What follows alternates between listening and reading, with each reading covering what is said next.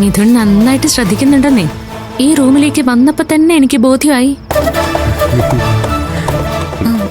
അയ്യോ ചേച്ചി, ഞാനിതൊന്നും അറിഞ്ഞിട്ടില്ല. എല്ലാം ഈ മിഥുനേട്ടനാ. കേർത്തി വാ, നീ ഇനി ഇവിടെ നിക്കണ്ട.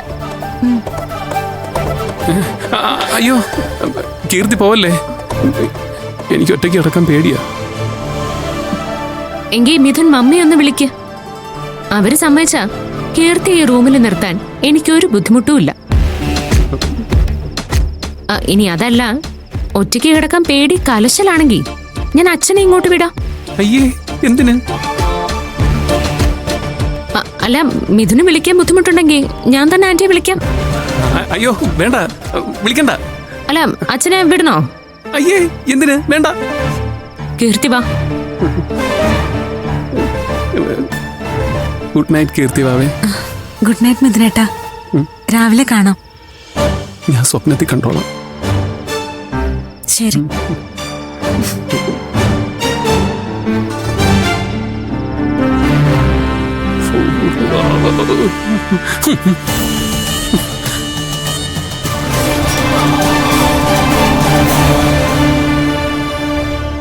നേർച്ചയുടെ കാര്യം ആന്റി അമ്മയോട് സംസാരിക്കുമ്പോ ഞാൻ അടുത്തുണ്ടായിരുന്നില്ല. അതുകൊണ്ട് തന്നെ എനിക്ക് അക്കാര്യത്തിലൊരു ക്ലാരിറ്റി കിട്ടിയില്ല. എന്നാ ആന്റി ഇങ്ങനെയൊരു നേർച്ച നടത്തിയത്? അതെനിക്കറിയില്ല ചേച്ചി. മിഥുന്റെ സ്നേഹം റിയൽ ആണെന്ന് തോന്നുമ്പോ മാത്രമേ അയാളുമായിട്ട് മനസ്സുകൊണ്ട് അടുക്കാവൂന്ന് ഞാൻ നിനക്ക് മുന്നറിയിപ്പ് തന്നിരുന്നു. നീ അത് പാലിക്കുന്നുണ്ടെന്നാണ് എന്റെ വിശ്വാസം. ഉണ്ട്. പക്ഷേ മിഥുനേട്ടൻ എന്നോടുള്ള സ്നേഹം റിയൽ ആണോ എന്ന് പരീക്ഷിക്കാൻ ഇതുവരെ പറ്റിയിട്ടില്ല ചേച്ചി. കല്യാണം കഴിഞ്ഞ് ഇത്രയും നാളായിട്ടും അയാളുമായിട്ട് മനസ്സ് തുറന്ന് സംസാരിക്കാൻ പറ്റിയില്ലേ? ഞങ്ങൾ സംസാരിക്കാൻ തുടങ്ങുന്നതിന് മുൻപ് ആന്റി വന്ന് ഞങ്ങളെ രണ്ടു വഴിക്ക് പറഞ്ഞു വിടും. അതെന്താ അങ്ങനെ? അത് പിന്നെ ആന്റി അമ്മയോട് പറഞ്ഞാൽ നേർച്ച ഉള്ളതുകൊണ്ടാവും.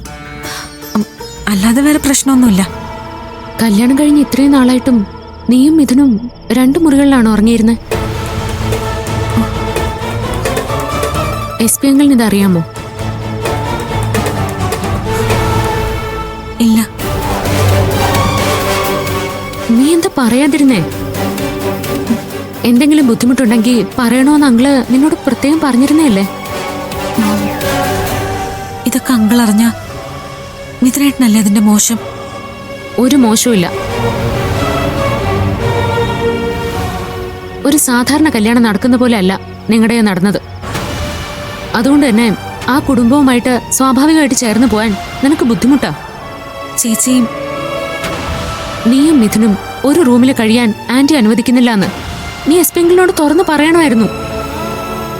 പറഞ്ഞിരുന്നെങ്കിൽ അങ്കിൾ അതിന് പരിഹാരവും കാണുമായിരുന്നു. അതിപ്പോ അച്ഛനാ ശിവാനന്ദനുമായി ചേച്ചിയുടെ കല്യാണം നിശ്ചയിച്ച കാര്യം ചേച്ചിയും അങ്കിളിൽ നിന്ന് മറച്ചു വെക്കല്ലേ? അതുപോലെ എന്റെ ഭർത്താവിന് നാണക്കേടുണ്ടാവുന്നൊരു കാര്യം ചെയ്യണ്ടെന്ന് ഞാനും കരുതി. ആ, നീ പറഞ്ഞ ശരിയാ. എന്ത് ചെയ്യണം എന്ത് ചെയ്യണ്ട എന്നുള്ളത് നിന്റെ മാത്രം ചോയ്സാ.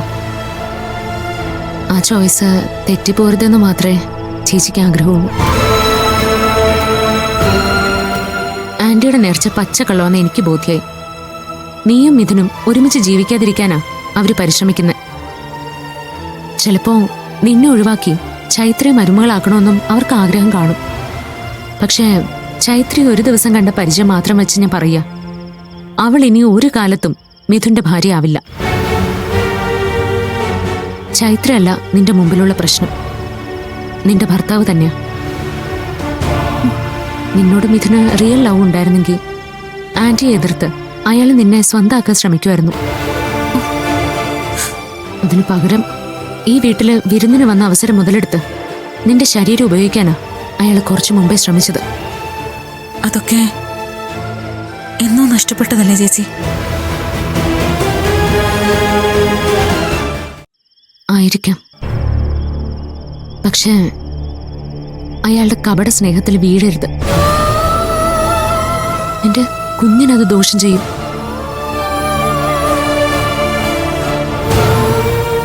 ഓരോ നിമിഷവും എനിക്ക് ആ പേടിയുണ്ട്. വാ കിടക്കാം.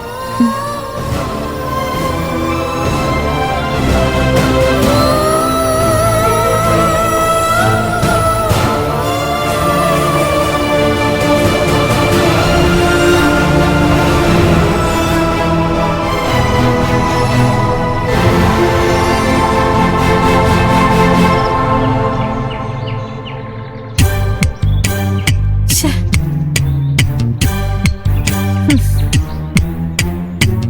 ഓ, ഇത്രയും കൃത്യനിഷ്ഠയില്ലാത്ത ഒരുത്തിനെ ഫ്രണ്ടാക്കി എന്നെ പറഞ്ഞാ മതി.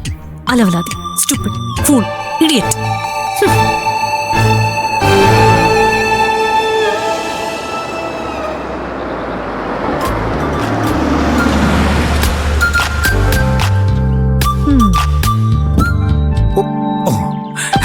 ഹായ്.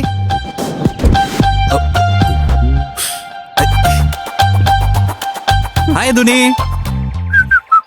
നിനക്ക് 100 ആയിസ. Thank you. നീ എന്നെ കുറിച്ച് തന്നെ വിചാരിച്ചോണ്ടിരിക്കായിരുന്നല്ലേ? അതെടാ, എന്നെ നീ ഇവിടെ പോസ്റ്റ് ആക്കിയതിന് ഞാൻ നിന്നെ വായി തോന്നി ചീത്ത മുഴുവൻ വിളിച്ചോണ്ടിരിക്കുമ്പോഴാ നീ വന്നത്. എടി, ഒരിടത്തേക്ക് വരാൻ പറഞ്ഞ നിനക്ക് വെറുതെ മുഖത്ത് കുറച്ച് പൊട്ടി മാറിയിട്ട് ഒരു ഓട്ടം പിടിച്ച് വന്നാ മതി. ഞാനേ ഒരു പ്രാരാബ്ധക്കാരനാ. ഓ, ലോകത്തുള്ള സകലമാന ആൾക്കാരുടെയും പ്രശ്നം പരിഹരിച്ചിട്ട് വേണമല്ലോ എന്റെ ഒരു ആവശ്യത്തിന് നിനക്ക് വരാൻ. നീ കാര്യം എന്താന്ന് വെച്ചാ പറ. ഞാൻ ഭയങ്കര ബിസിയാ.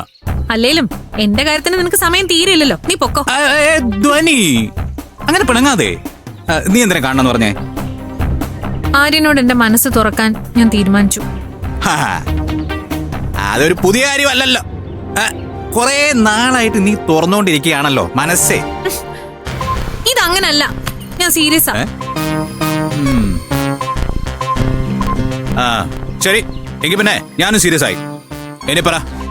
ആര്യനെ പ്രപ്പോസ് ചെയ്യാൻ വെറൈറ്റി ആയിട്ട് എന്തെങ്കിലും ഐഡിയ ഉണ്ടെങ്കിൽ നീ പറ. തരാം. ഞാനൊന്ന് ആലോചിക്കട്ടെ.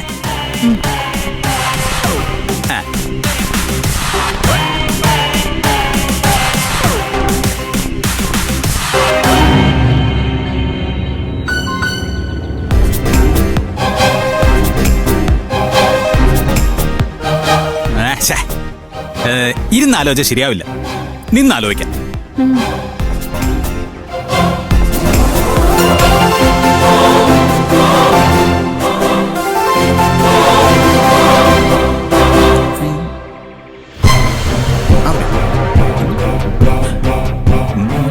എടാ, ഒന്ന് ശരിക്കും ആലോചിക്ക്.